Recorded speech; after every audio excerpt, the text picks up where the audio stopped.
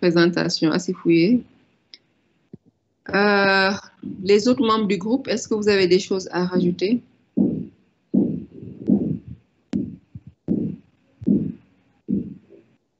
Bonjour, professeur. C'est Non, Aïda, c'est bon, on n'a pas... Aïda, Aïda, tu n'as rien à ajouter? Non, on attend les contributions et questions. D'accord, ok. Contributions et questions?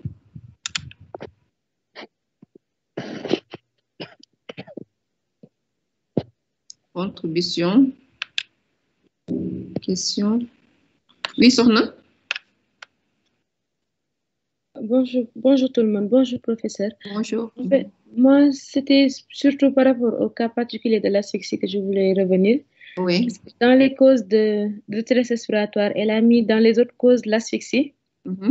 Et si je ne me trompe, la plupart du cas, les asphyxies qu'on reçoit et qui font de détresse respiratoire, ils le font sous forme d'inhalation, en fait, isinale. C'est dans le cadre de l'asphyxie qui inhale. Et j'ai vu qu'elle a séparé l'inhalation et l'asphyxie. Donc, je n'ai pas trop compris. Ou bien elle met cette détresse dans le cas de l'asphyxie, dans le cadre de la défaillance multiviscérale. Donc, j'aimerais bien qu'elle m'explique. Qu'elle explique un peu. D'accord. Elle va répondre. Tu as une autre question ou bien c'est la seule? Et même dans l'inhalation de liquide amniotique méconial aussi, j'ai vu qu'elle n'a pas mis les facteurs de risque qui pouvaient favoriser cette inhalation de liquide amniotique méconial, notamment comme l'asphyxie dont on parlait tout à l'heure. Je pense que c'est des pathologies intriquées, il faudrait les présenter comme telles. D'accord. Est-ce que Ndeye Fatou, Aïda, qu'est-ce que vous avez à répondre par rapport à ça? Est-ce que vous pouvez mettre la diapo dont elle parle ou vous avez...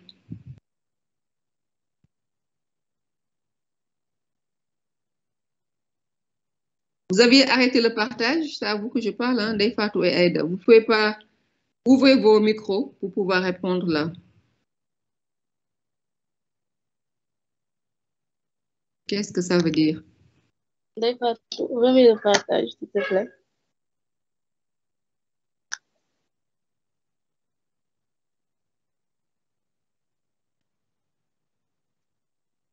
Est-ce que Ndeye Fatou est là?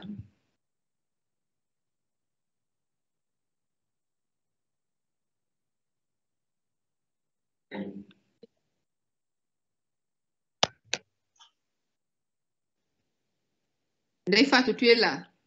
Je suis là, professeur. Vous m'entendez? Je suis là. Non, on ne t'entend pas. Depuis tout à l'heure, on te pose des questions, tu ne réponds pas. Est-ce que tu peux remettre le partage par rapport à la question qui a été posée? Je vous ai dit tout à l'heure de ne pas enlever vos présentations. Quand vous avez fini de présenter, il y a des questions pour lesquelles on demande que vous remettez les diapos. Donc, n'enlevez pas le partage. Il n'y a pas d'urgence à enlever le partage.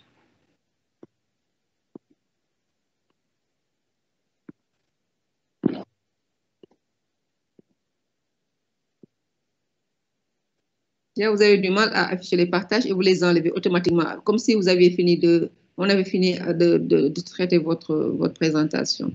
Il faut quand même que vous fassiez ce qu'on vous demande de faire.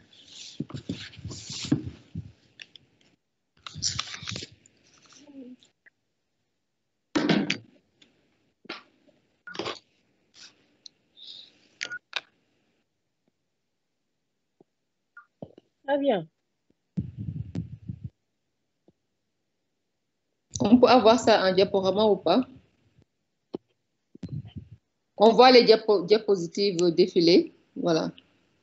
Voilà, là, vous avez parlé dans les causes de l'asphyxie. Moi, je n'ai pas tellement compris la question de... C'est qui d'ailleurs qui a posé la question? C'est moi, Sohna. Sohna, oui, excuse-moi, oui, voilà, j'avais oublié. Donc, tu disais que, en fait, que la cause de détresse dans l'asphyxie, c'est l'inhalation du liquide méconial, hein? C'est ce que tu voulais dire? Oui, en fait, je voulais juste demander, parce que la plupart du temps, les asphyxies sont associées à une détresse respiratoire.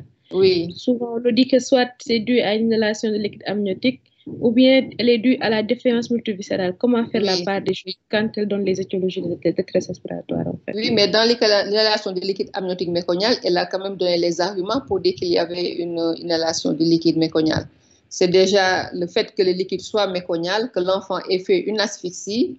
Je suis en train de répondre, hein. C'était à vous de répondre d'ailleurs. Je vous laisse répondre. Ndeye Fatou, vous pouvez répondre, ou Aïda? Comme vous disiez tout à l'heure, professeur, donc, déjà, quand le liquide amniotique est mécanial, ça veut dire qu'on a déjà des signes de souffrance totale. Oui. Ça veut dire qu'on a déjà des signes de souffrance totale.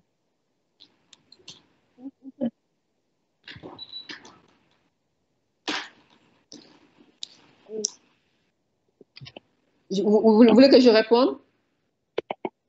Oui. D'accord. Donc, Sokhna, donc ce que je disais tout à l'heure, que c'est vrai que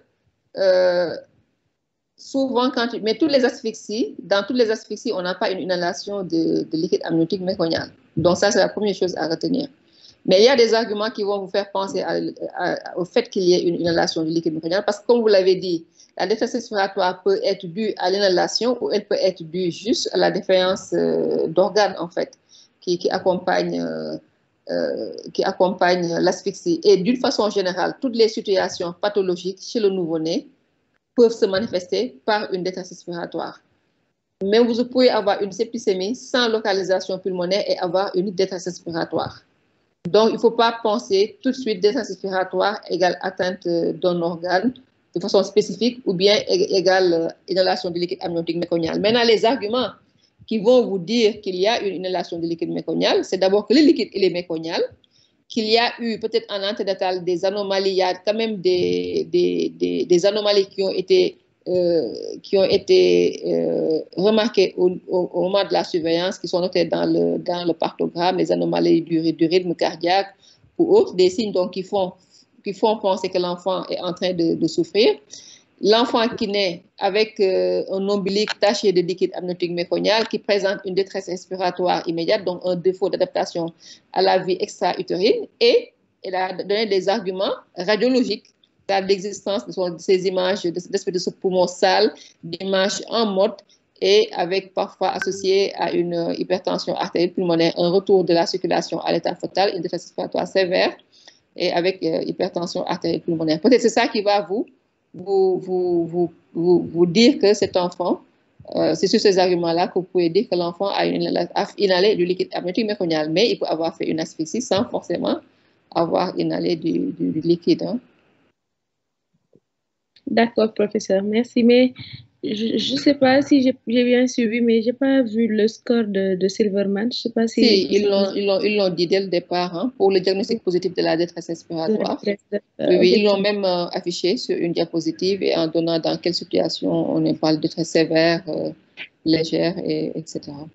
Parce qu'on dit souvent que la classification, elle différencie selon que c'est un nouveau-né à terme ou un nouveau-né prématuré. Il n'y a pas de score de Silverman, non? Non, il y a un seul score, mais par exemple, on dit, par exemple, pour un nouveau-né à terme, on dira que c'est sévère au-delà de 4, par exemple, et que pour un prémat, c'est à partir de 3. Souvent, on fait cette différence, je ne sais pas. Sur quelle base? C'est